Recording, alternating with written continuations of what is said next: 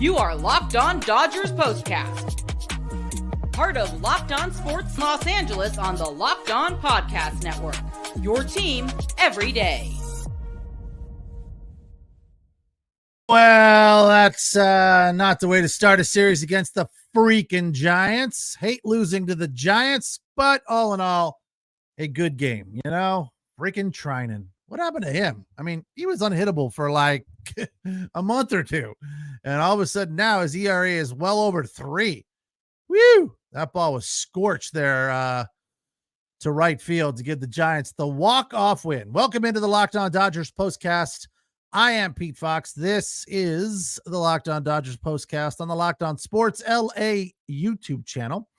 Also available wherever you find your podcasts on the Locked On Dodgers podcast feed. Tonight's show is brought to you by Booking.com. Booking.yeah, the right stay can make you a fan of any city, even rivals. Check out Booking.com for your stay today. Well, the Dodgers' 4-game winning streak comes to an end. They fall to the Giants at Oracle 5-3. I guess the positives from this one: Landon Knack looked good, 7 strikeouts. They had a little bit of fight, some comeback. They got back in the game late, down 3-2 after really a dominant performance. They were just taking care of business, moving right along. And then Daniel Hudson gave up a home run on a fastball that kind of didn't hit the spot he wanted to hit. It went up and in and out. Matt Chapman, 414-foot homer to left field to give the Giants a 3-2 advantage. But the Dodgers fought back in the bottom of the 9th. That ball from Andy Pages was absolutely smoked, and his first career triple. And then Jay sac flied him in to tie the game at 3. But Trinan came in the 9th, and I believe it was Trinan. I thought they were going. I was watching the game, and then I kind of dozed off at the most crucial time. I thought they were bringing in Evan Stone. No, not Evan Stone. Evan Phillips, but they didn't. They brought in Trinan, and I was, next thing I know, game's over. I'm like, yeah, great, awesome. Maybe get vaccinated. Never mind. I didn't say that. I don't know. Who said that? Where'd that come from? So the Dodgers fall 5-3. I don't know what was going on there at the start of the game, but Logan Webb was getting strike calls that were just all over the place. Not even close to the strike zone. And then in the second, umpire was pinching him like balls that were, right on the corner, and he was calling them balls instead of strikes. So it was kind of an interesting start to the game with the umpiring. He was definitely all over the place. That guy, they talked about him quite a bit. Young dude from Venezuela. I believe he's a rookie umpire, Edwin Jimenez. He's like 30 years old. I don't know if he was nervous. Probably not. These guys are like jockeys, they're so full of themselves. I doubt that there was nerves involved, but it seemed to be against Shohei too. Like the leadoff at bat from Shohei Ohtani, the strike 3 call was a good, 2 inches, 3 inches outside of the zone. And then his next at bat, he got a bunch of bad calls as well. So I don't know if he was intimidated by Shohei Ohtani. That would make some sense, but he was just kind of a mess all over the place, but got it together by the end of the game and seemed to be fairly in line, calling balls and strikes. Of course, got, jobbed a few times by the old frame job. Oh, speaking of which, I haven't put up the background. What the hell's wrong with me? Sorry about that. Now it looks normal. I was like, why does that look different? Must be a busy night for our regulars. Only Craig is here. Craig, where is everybody? What's going on? Busy Friday night. Dodgers fall 5-3. Yeah, losing to the Giants always sucks, especially when they're not good. Although they've kind of gotten a little hot of late, taking 3 of 4 from a bad Cubs team. Started out the season pretty good, but the Cubs have kind of fallen apart. So Giants won 3 of the last 4 in that series against the Cubs. I'm sorry, 3 of the first 4. They lost the finale 5-3. Giants with the win are now 40-43. Dodgers are 51-32. Where does this leave the standings? I haven't looked at the standings in quite a while. Yeah, Craig, you're right about Biggio. I was going to mention that. Thank you for reminding me. Gavin Biggio, 2 more strikeouts today. Not a good hitter. He is just flailing. I mean, not making contact. Does not look confident. Does not look good. I don't know why he's getting so much playing time. I don't know why they went and got him. Did they feel the need to fill for Max Muncy? Bring somebody up. That guy is he's rough. Not dominant by any stretch. So Dodgers 7.5 up in the West on the Padres, who are 45-41. They're a little hot right now. They won 4 in a row, 8 of 10. And the Giants are third, 11 back of the Dodgers. They have won 4 of their last 10, and Diamondbacks 11.5 back, 39-43. They've lost 3 in a row, and the Rockies have lost 4 in a row. So, hopefully the Dodgers can get back on track and take this series from the Giants, because you would hate to give the Giants any sort of momentum, any sort of good feeling, any sort of opportunity for your friends who are Giant fans to talk crap. I, of course, have those friends, and I'm surprised I haven't heard anything from them yet tonight. Actually, one specific person, but I think he is aware that his team is not very good, and they struggle in a variety of different areas. But I guess for Giant fans, there is good news on the horizon that Blake Snell is getting healthy and will be back fairly soon. Rob Ray, I guess, is also returning shortly from Tommy John surgery, and you know how that goes. That is always a big question mark. It's definitely a hit or miss, and you don't know how it's going to turn out. Just because he's on his way back does not mean we'll see the Robbie Ray that we have seen in the past. And the only reason I happen to be aware of that name and that guy is because the Dodgers have struggled against him at times. I believe Robbie Ray, as far as I can remember, was a member of the Arizona Diamondbacks, and the Dodgers did not enjoy facing him. Some other bad news tonight: Shohei Ohtani's streak of leading off the game with a home run came to an end. He went back-to-back games at the end of the White Sox series with home runs leading off the game, which is a Dodger record. First time that has ever happened.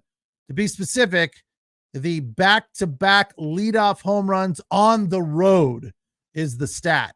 Dodgers have never experienced that before until Shohei Ohtani did it. The game started off good. Dodgers went 1-2-3, getting the Giants out with Landon Knack, and they didn't have too much to say for the their leadoff at bats as the visiting team. They went 1-2-3 pretty quick there. So the first 4 innings of the game flew by rather quick. Not a lot of action, not a lot of base runners, not a ton of base hits. The Dodgers did get things going though, and jumped out early after a fairly big 5th inning. Unfortunately, though, it wasn't enough to win the game. They couldn't hold on to the 2-0 lead. I think the way they've been playing of late makes you feel like if they get a lead, especially with this bullpen, the way that they have been pitching of late, it's in the bag, right? We get a lead, bullpen comes in, especially with Landon Knack pitching the way that he was. It didn't feel like this game was really going to be any sort of issue at all. And in the blink of an eye, one bad pitch, a couple of bad pitches, and the Giants took the lead. So I think it's bound to happen, right? Again, long season, can't win them all. The bullpen has been very good, so we're not going to sit here and bust them up and complain about their performance tonight because Daniel Hudson, I remember just a couple of days ago, us sitting here and discussing his performance, and he's been very good. But today, the blown save, or whatever the B stands for, I think it's blown save. Yeah. He gave up 2 runs on 1 hit, which included a home run. And then, of course, Blake Trinan gave up the home run as well. So bad performance from those 2 guys, but good news. Yarbrough looked good, and so did Banda. He kept a really nice streak alive, which I'll tell you about right after the break. This is the Locked On Dodgers postcast on the Locked On Sports LA YouTube channel, the place to hang out. When every game is done, we come in and break it down. You can also listen to us on the Locked On Dodgers podcast feed, where you can also find Jeff and Vince doing the Locked On Daily Dodgers podcasts. We'll take the break and come right back. Diamond Dogs coming up after this as well.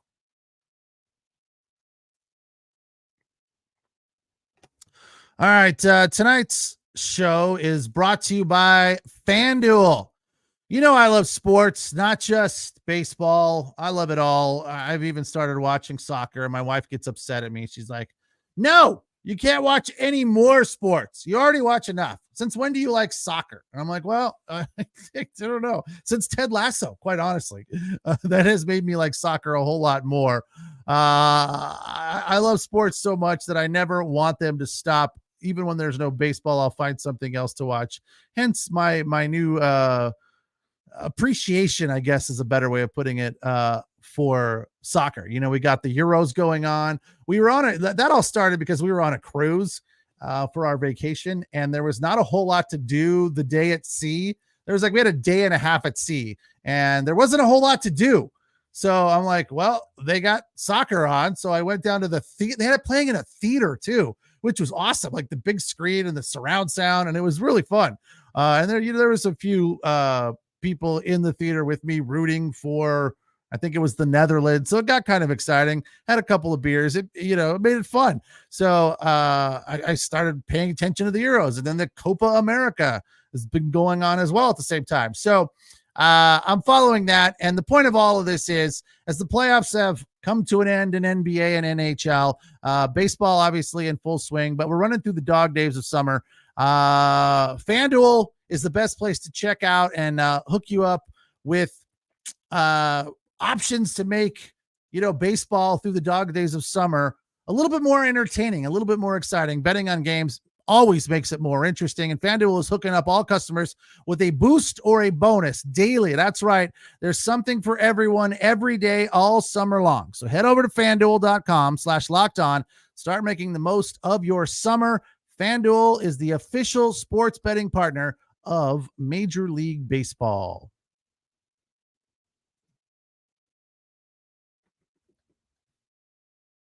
All right, Dodgers fall 5-3. These games against the Giants, you never know what's going to happen.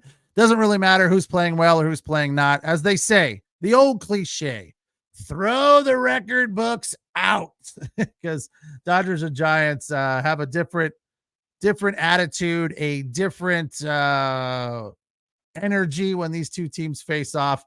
And that was evident tonight as the Dodgers got off to a 2-0 advantage. In the second inning, the Giants answered, or the fifth inning rather, the Giants answered right back with 1 and then put up 2 more in the bottom of the 6th on the home run from Daniel Hudson.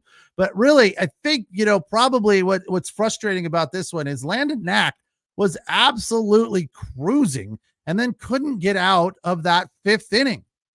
It's frustrating because I don't know if he got tired. I mean, he only threw 76 pitches, a career high 7 strikeouts for him, and he was mixing it up nice.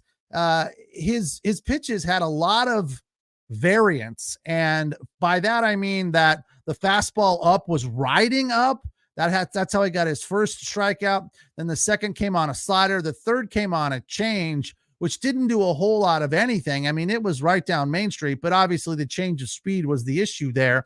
His 5th strikeout came on a slider, which almost looked like a fastball. I had to go double check there because I couldn't tell the velocity because it had very, very little snap. I thought maybe it was even a changeup. Then the 6th strikeout came on a slider that looked like a curveball with a ton of snap. And then the 7th strikeout was a change. It was a bit of a gift from the umpire Jimenez. The ball was a good few inches outside, up high. Out of the strike zone, but hey, we'll take it. 7 strikeouts for Landon Knack. So he was moving along rather well, dominating. And then they got a couple of hits and he got into a jam and couldn't seem to get out of it. So the ERA is still intact at 2.08. They got him out of there in time, I guess. He does not suffer the loss. Blake Trinan does. But hopefully he learns from this, gains some more confidence, just grows as a young pitcher. Because I've liked Landon Knack's performances. I feel confident when he starts the game, when he comes out. I'm not like, what's going on? I'm not worried. I don't feel like, anything can happen. I don't feel like I do when Walker Buehler comes to the mound or when Bobby Miller comes to the mound. I feel like more, I feel like a Gavin Stone kind of a feeling. Close, not quite. Gavin Stone's definitely a little bit more dominant. Dodgers fall 5-3 and are now 51-32, 26-16 on the road. Giants 40-43, 24-18 at home at Oracle. Let's get to the Diamond Dogs list, the 5 best plays of the night. Miggy Rojas, that defensive play there in the second off the bat of Matos, heading out towards left field was some nice glove work, a web gem. So we don't put a lot of defense on the Diamond Dogs list, but tonight Miggy Rojas gets kudos because he's been playing fantastic, hitting the ball, fielding the ball. He's doing everything. But unfortunately tonight, the Miggy Rojas streak of getting a hit and the team winning comes to an end because he did get a hit. I think just one hit and the Dodgers lost. So I'm kind of glad because that's kind of a ridiculous streak. It's really meaningless. It's nothing more than a complete coincidence. That's what it boils down to. Because, and I'm honestly also tired of Joe Davis saying Dodgers win in the third inning after Miggy Rojas gets a hit. That is just ridiculous. But Miggy Rojas, while playing shortstop this season, has a batting average of around 350. Probably came down a little bit tonight, but not too much. So he definitely is, for a 35-year-old guy, is having a fantastic season. And I know from the comments, not just here, but elsewhere, Instagram, various other places, that most Dodger fans are in favor of Miggy Rojas being a daily player for the Dodgers, playing shortstop, moving Mookie Betts over to second base, and just completely, I don't know what everybody wants to do with Gavin Lux, completely abandon him, make him a bench player, DFA him. I don't know. It's just people are not a fan of Gavin Lux. Miggy Rojas has considerably more fans, and rightfully so. He's a good guy by all accounts, a team player. His teammates love him. He gives it everything he's got, 100% day in and day out. And you like to see that. And the fact that his batting average is a solid 287, his defense is above 900 fielding percentage, 268 on base percentage. Oh, that's Gavin. Rojas is 338 and a 417 slugging percentage. So, that's a solid OPS of over 700. Which is also very, very respectable. As for number 4 on the list, again, Miggy Rojas, a leadoff single to right in the 5th, which got the Dodgers rally started there. Gavin Lux, an RBI double to left. For all you haters that think Gavin Lux should be on the bench, producing tonight with an RBI double to left center. Nice piece of hitting, going with the ball, hit it to the gap, scored Miggy Rojas, first run of the game for the Dodgers. In at number 2 on the Diamond Dogs list, Will Smith. RBI single there. We know he's been struggling mightily. Sat, I believe, the last game against the White Sox. His batting average, 264. Did strike out twice tonight, but that hit was completely squared up. I don't know if you saw the slow-mo or not, but he squared that ball up as square as you can and just laced it right up the middle for a really nice-looking base hit there. So hopefully he's coming back around and we'll get hot again because the Dodgers could use that at the top of the lineup with Mookie being on the IL. And for number 1, Andy Pajas, that leadoff triple in the 9th.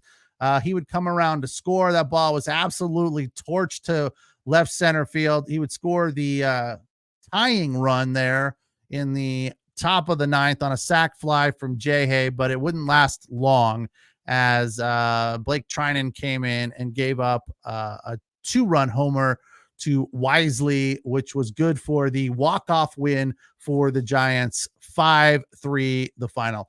We'll hit the final break, come back, and get into a little bit more about the performance on defense from the Giants shortstop, another older dude. Had a really nice performance. I didn't realize that Ahmed character was 35. He definitely doesn't look it or play like it, but he made a couple of nice plays as well in this win. I hate saying anything nice about the Giants, but you know, there are times when you have to give credit where credit is due. I'm Pete Fox. This is the Locked On Dodgers postcast on the Locked On Sports LA YouTube channel, and you can listen to us on the Locked On Dodgers podcast feed. Tonight's show also brought to you by Game Time.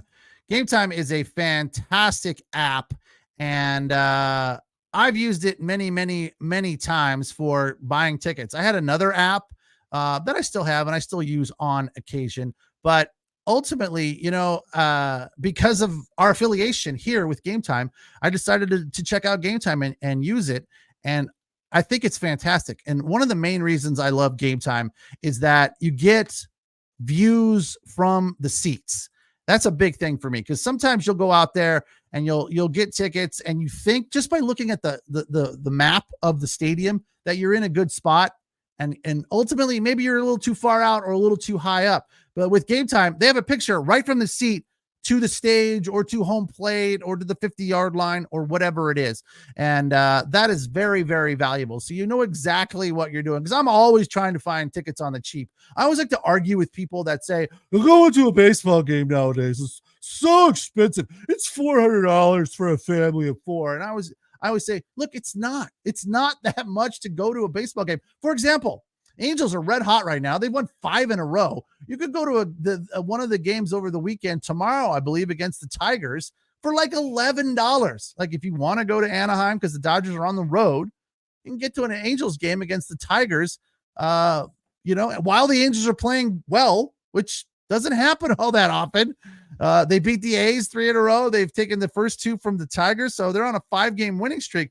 So, you know, strike while the iron's hot. If you're like me and, you know, you're ultimately a Dodger fan, but you don't hate the Angels, you just hate Artie Moreno, you know, it's okay to go to the game and enjoy a baseball game. Anaheim Stadium, the Big A is beautiful. And for $11, hey, you can't beat it. They also have last minute deals where if you want to wait right up until like an hour before the game, you know, live life dangerously if you're going with one of your buddies and not your wife or your girlfriend.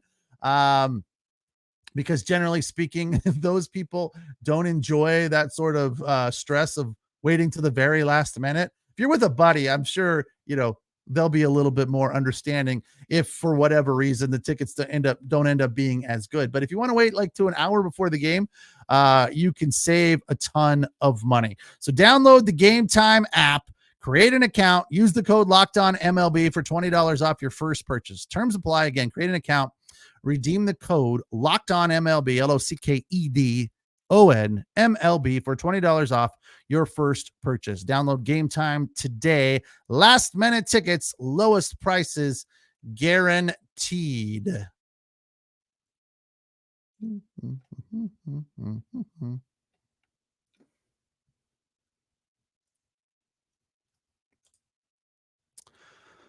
All right, Dodgers fall 5-3. Not what you were looking for against the Giants, but you can't win them all. I don't feel like this was a game where the Dodgers just absolutely laid an egg and didn't have any heart or any fight. You know, they led the game 2-0. They were down 3-2. They fought back. They got 7 hits. They did have 1 error, which is not ideal, but, you know, 8 hits for the Giants, 7 for the Dodgers. A close game, comes down to pitching in the end. And I guess I'm just realistic in that that bullpen is not going to go out every day and shut down the opponent, especially when it's a rival like the Giants. But Some good defense there played by Miggy Rojas early in the game, stealing a base hit from Matos in the second. And for the Giants, Ahmed, that play from Ahmed robbing Shohei Ohtani was really the best defensive play of the game. The Miggy defensive play was great, probably the best Dodger play of the game. But Ahmed's glove work there and the first baseman digging the ball out, because it wasn't a great throw, because Ahmed was, ranging to his left and threw across his body. And as you know, Shohei Ohtani is speedy. So the fact that they were able to get an out on Shohei Ohtani there was A+.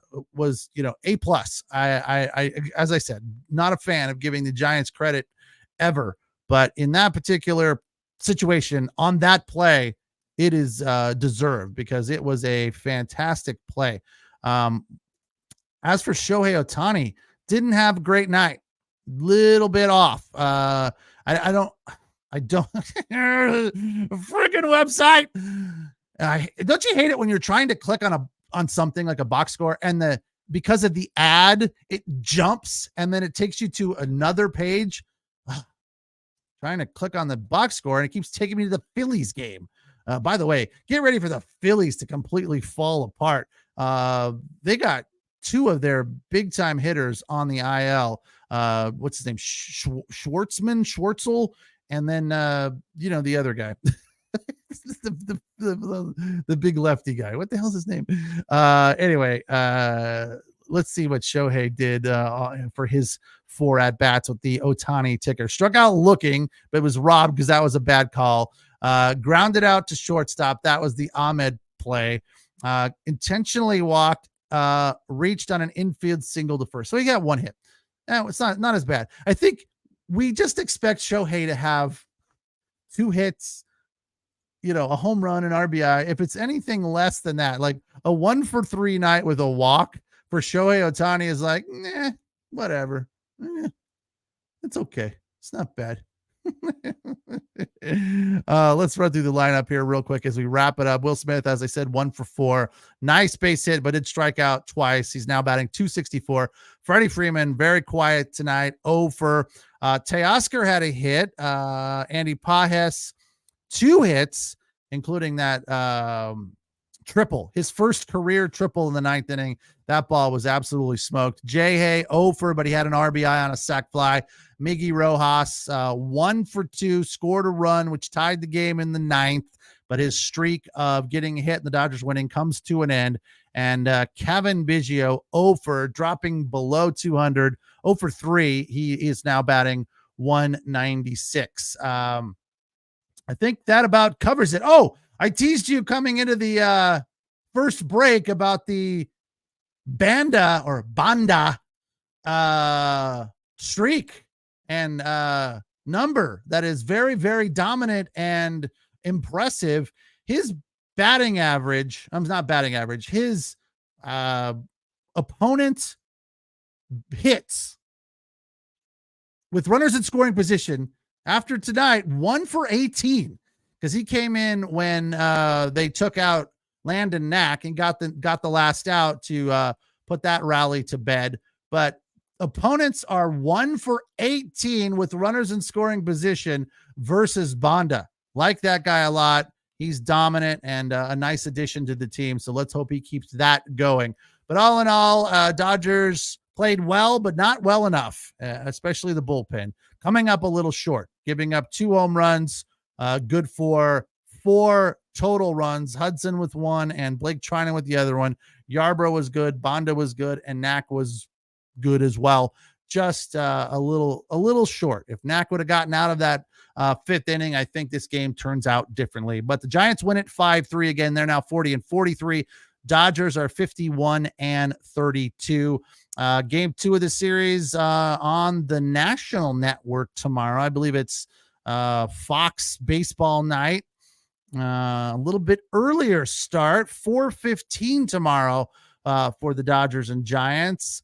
Tyler Glasnow will face good old undecided, because the Giants bullpen spends a lot of time on the mound for the Giants these days because their starting pitching is very, very banged up. So They said tonight that they have 3 reliable starters, and then as for their other 2 starters, they go out with a bullpen. 2 out of 5 games for the Giants are bullpen games, which is not a place that you want to be. So let's hope that works to the Dodgers' benefit tomorrow, especially with Tyler Glasnow on the mound. He obviously has been very dominant, and we all feel good about him and our chances of winning with him on the mound. With Glasnow on the mound, we always feel pretty confident. Again, that'll do it for me tonight here on the Locked On Dodgers Postcast. Thank you for joining me. We'll check you out, talk tomorrow after the game. Again, it's a 4:15 start tomorrow there at Oracle for the Dodgers and Giants, and I will check you later. We'll talk after that one. Have a good night.